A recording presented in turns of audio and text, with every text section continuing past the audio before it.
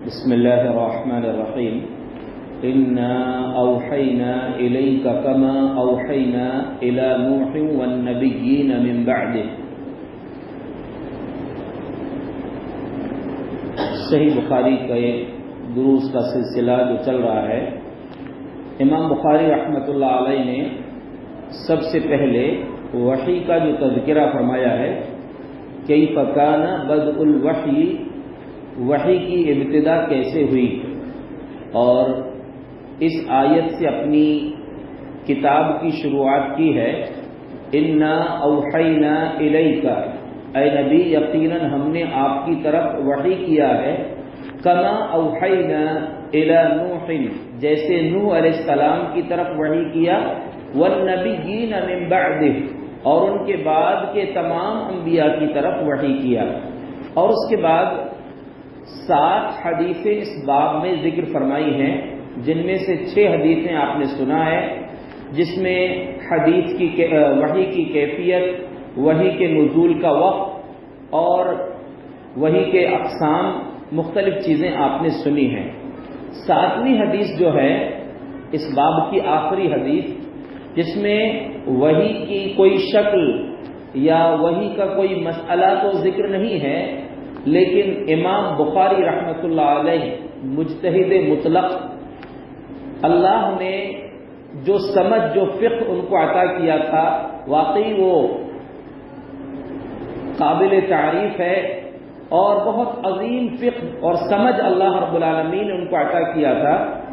وحی کے سلسلے کو بیان کرنے میں آخر میں اس حدیث کو بیان کیا ہے، جس میں ہرقل کا واقعہ ہے، اور بڑی لمبی حدیث ہے یہ، اس کو مکمل بیان کرنے کے لیے ایک لمبا وقت درکار ہے۔ انشاءاللہ کسی موقع پر تفصیل کے ساتھ یہ واقعہ آپ کے سامنے ذکر کیا جائے گا۔ اصل میں وحی کا بیان کرتے ہوئے امام بخاری رحمۃ اللہ علیہ نے یہ جو واقعہ ذکر کیا ہے، اس میں ایک چھوٹا سا جملہ جو ہے، الفضل ما شہید بہ الاعداء، اصل فضیلت وہ ہے کہ دشمن بھی اس کی گواہی دے، اس حقیقت کو اس واقعے میں بیان کیا گیا ہے۔ ہوا یہ تھا کہ سن 7 ہجری میں ابو سفیان رضی اللہ عنہ، جو اس وقت مسلمان نہیں ہوئے تھے، وہ روم کے علاقے میں اپنے قافلے کے ساتھ تجارت کرنے کے لیے گئے ہوئے تھے۔ وہاں روم کے بادشاہ ہرقل کو جب معلوم ہوا کہ یہ قافلہ آیا ہے، اور اس کو پتہ چلا تھا، اور نبی صلی اللہ علیہ وسلم نے اپنی دعوت بھی خط کے ذریعے بھیجا تھا کہ ایک نبی آئے ہیں جنہوں نے نبوت کا اعلان کیا ہے، تو ہرقل نے اس قافلے کو اپنے پاس بلوایا اور کچھ سوالات کیے تھے۔ دیکھیے، ایک تو ابو سفیان بن حرب ہیں، جو نبی صلی اللہ علیہ وسلم کے کٹر دشمن ہیں، دشمن کے قافلے کے سردار ہیں، اور دوسری طرف جو بادشاہ ہے وہ عیسائی بادشاہ ہے۔ یہ دونوں نے آپس میں سوال و جواب کیے ہیں، لیکن وہ سوال و جواب، بہت سارے سوالات ہیں اصل میں جن کی تفصیل کا موقع نہیں ہے۔ ہرقل نے ابو سفیان سے جو سوالات کیے تھے، وہ سوالات کے جوابات سچے انہوں نے دیا ہے، اور جس سے نبی صلی اللہ علیہ وسلم کی عظمت واضح ہوتی ہے۔ امام بخاری رحمۃ اللہ علیہ نے یہ ثابت کیا ہے کہ جس عظیم ہستی پر وحی کا نزول ہو رہا تھا، وحی کی جو مختلف چیزیں وحی کے تعلق سے بیان کی گئی ہیں، اللہ رب العزت نے جس عظیم ہستی کو وحی کے نزول کے لیے منتخب کیا تھا، اس زندگی میں کوئی داغ نہیں تھا۔ اس ہستی کی گزشتہ زندگی میں جو 40 سال زندگی گزری ہے، اس زندگی کے اندر کوئی داغ نہیں تھا، کوئی دھبا نہیں تھا۔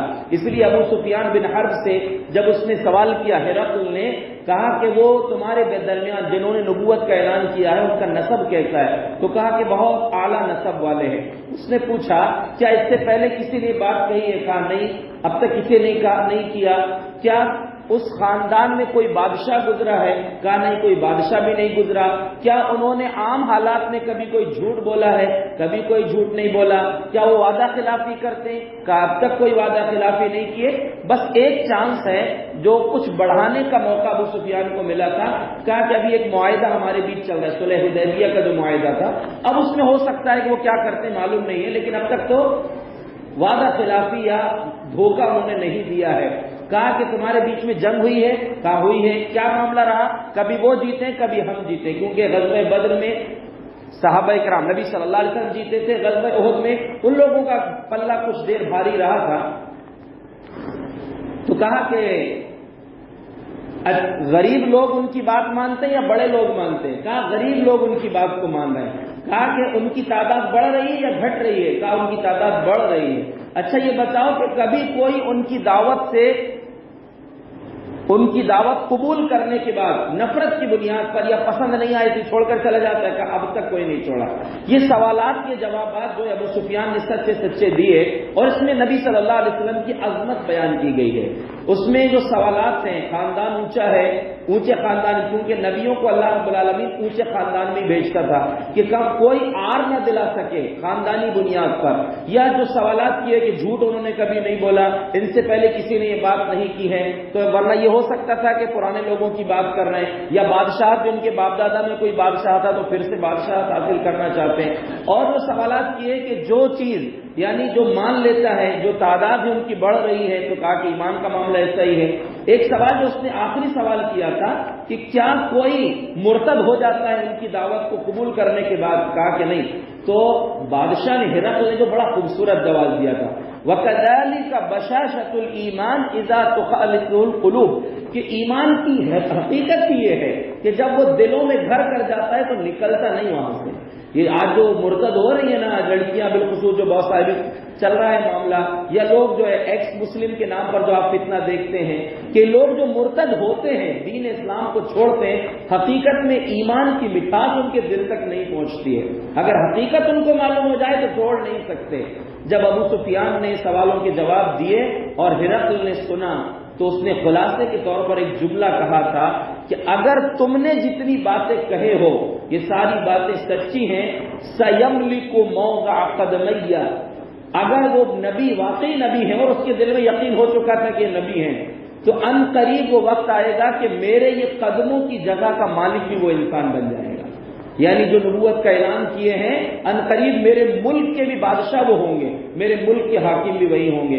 تو یہ امام بخاری رحمۃ اللہ علیہ نے اس واقعے کو میں نے مختصر ذکر کیا ہے، اور بھی چیزیں اس واقعے کے اندر ہیں۔ امام بخاری رحمۃ اللہ علیہ نے اس واقعے کو کئی فکان بدء الوحی میں ذکر کر کے یہ پیغام دیا ہے کہ جو اللہ رب العالمین نے وحی کے نزول کے لیے جس ہستی کو چنا تھا وہ عظیم ترین ہستی تھی، اور مختصر یہ ہے بعد از خدا بزرگ توئی قصہ مختصر، اللہ کے بعد اگر کوئی ہستی ہے تو وہ جناب محمد الرسول اللہ صلی اللہ علیہ وسلم کی ہے، جس کو دشمنوں نے بھی اعتراف کیا ہے۔ ہم کو اللہ نے یہ مقام بخشا ہے کہ ہم اس عظیم ہستی کے امتی ہیں۔ ہمیں کوشش کرنا چاہیے کہ ان کی جو تعلیمات ہم تک پہنچی ہیں ان کے مطابق ہم عمل کرنے کی کوشش کریں۔ اللہ رب العالمین ہم سب کو توفیق نصیب فرمائے، آمین۔ وآخر دعوانا الحمدللہ رب العالمین۔